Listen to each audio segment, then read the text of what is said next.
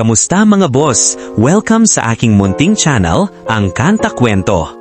Ang kwento natin ngayon ay umiikot sa karera ng pamilya Alipio o mas kilala bilang Mission Souls, isang family band mula sa Pilipinas na nagpamalas ng husay sa musika. Kilala sila sa galing sa paghawak ng iba't ibang instrumento at sa taos-pusong interpretasyon ng mga kanta.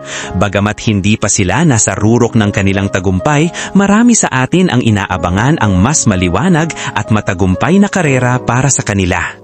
Bago tayo magpatuloy sa ating talakayan, kung bago ka lang dito, inaanyayahan kitang mag-like at mag-subscribe sa ating channel bilang suporta, pati na rin sa aming Facebook page. Mahalaga rin na malaman ko kung hanggang saan naabot itong kwento natin, kaya't mag-comment mo din kung taga saan ka. Maraming salamat! 3 taon na mula ng simula ng Mission Souls ang kanilang paglalakbay sa musika na nagpapamalas ng kahusayan sa paggawa ng cover ng mga country pop hits. From this moment, I have been blessed. I live only. I give my last breath from this moment on.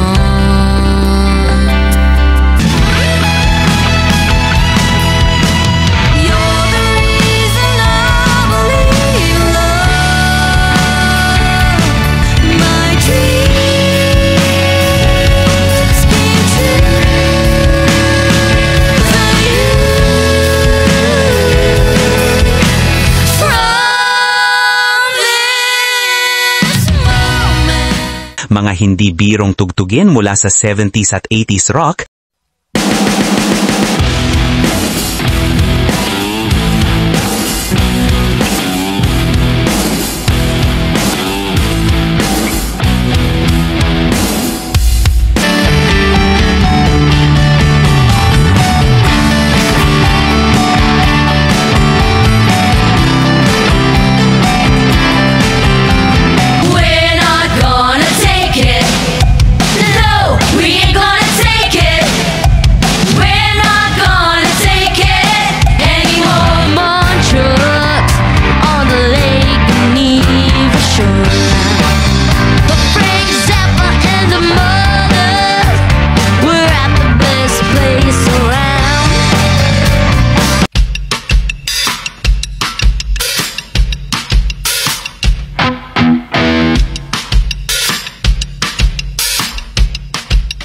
keep him separated.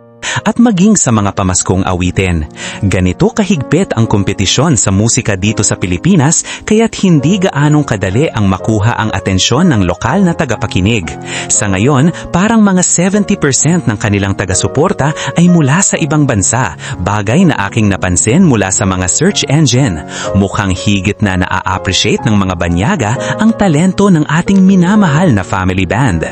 Para sa mga tagahanga at taga-suporta ng Mission Souls, may pag-asa kami na magiging mainstream artist ang mga ito sa hinaharap. Ang paraan upang mangyari ito ay sa pamamagitan ng paglikha ng isang orihinal na kanta na magpapakita ng kanilang husay sa lahat ng aspeto ng musika, mula sa paggitara, pagkanta, pag-keyboard at iba pa. Wala nang dapat patunayan ang Mission Souls pagdating sa kanilang husay sa musika at hinihintay na lang na maitampok ang kanilang galing sa isang natatanging kanta na tiyak na magpapalapit sa kanila sa mga puso ng kanilang mga kababayang Pilipino. Alam ko rin na hindi perpekto ang banda. Meron din silang mga kahinaan, pero wag naman sana na ang maliit na kahinaan na yon ang magtulak para kalimutan ang kanilang mga kahusayan at sila'y iisang tabi at hindi suportahan. Ang pagkilala at suporta mula sa ibang lahi ay mahalaga, ngulit iba pa rin ang kasiyahan ng suporta mula sa mga sariling kababayan. Simple lang ang kailangan nating gawin para sa kanila. Ibahagi natin sa ating social media platforms ang kanilang mga video mula sa kanilang official platforms.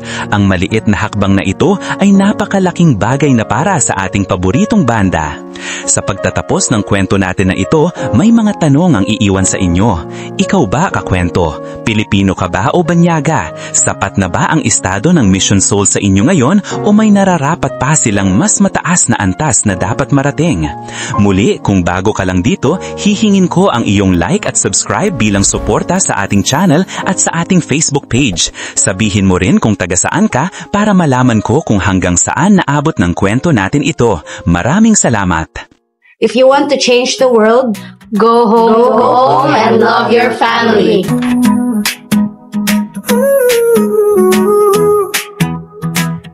Sa harap ng camera, hanggang na-excited. Nagkakwento ang pangalan, lahat ay nakabitin. Mga banda sa online, underrated pero astig. Sweet notes, mission souls, darat mapalamig. Elias Tompeto at Franz Rhythm din. Mga musikong tunay sa puso ay may tinig. Huwag nang palampasin, mga kwento i-share. Sa bawat note at himing natin silang dalhin, yeah.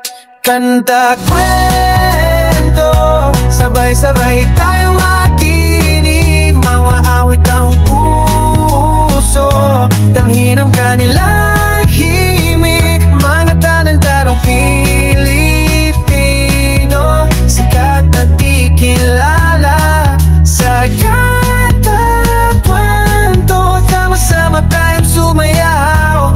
Kanta kwento, sabay-sabay tayong makinig. Mga awit ang puso, tanghin ang kanilang himig. Mga talentadong Pilipino, sikat na di kilala. Sa kanta kwento, sama-sama tayong sumayaw. At sana mga kakwento ay mag-join kayo sa ating membership. Ito'y 25 pesos lamang upang ma-access nyo ang ating mga special emoji para sa comment section at mga early access sa ating mga content at marami pang iba. Salamat na agad mga kakwento. Salamat sa pagsama sa akin hanggang dito sa dulo ng ating kwento. Muli, ito ang Kanta Kwento na nagsasabing mabuhay ang talentong Pilipino. Kanta kwento, sabay-sabay tayo